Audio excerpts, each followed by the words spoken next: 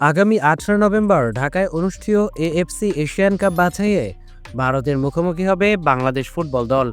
তার আগে 13 নভেম্বর নেপালের বিপক্ষে প্রস্তুতি ম্যাচ খেলবে স্বাগতিকরা। এই দুই ম্যাচের জন্য জাতীয় দলের স্কোয়াডে ডাক পেয়েছেন ১৯ বছর বয়সী মিডফিল্ডার কিউবা মিচেল। তার সঙ্গে ডাক পেয়েছেন ফোর্টিস এফসির মোর্শেদ আলীও। ৩০ অক্টোবর থেকে শুরু হয়েছে জাতীয় দলের ক্যাম্প। ৬ দিন পর বাফুফে ঘোষণা করে ২৭ জনের প্রাথমিক স্কোয়াড। আজ দুপুরে ক্যাম্পে যোগ দিচ্ছেন মিচেল ও মোর্শেদ।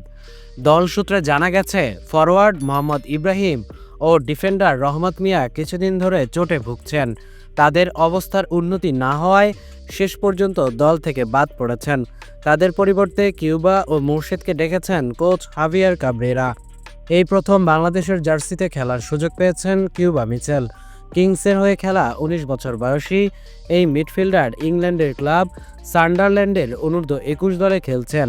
এর আগে একই ক্লাবের অনূর্ধ্ব-১৮ দলের হয়ে ২৫ ম্যাচে অংশ নিয়েছিলেন। মিডফিল্ডের ৩ পজিশন, ডিফেন্সিভ, সেন্ট্রাল ও অ্যাটাকিং, যে কোনো ভূমিকায় খেলতে পারেন কিউবা মিচেল। অনূর্ধ্ব-২৩ দলে দৃষ্টি কাড়া পারফরম্যান্সের পর জাতীয় দলের সুযোগ পেয়েছেন মোর্শেদ আলী।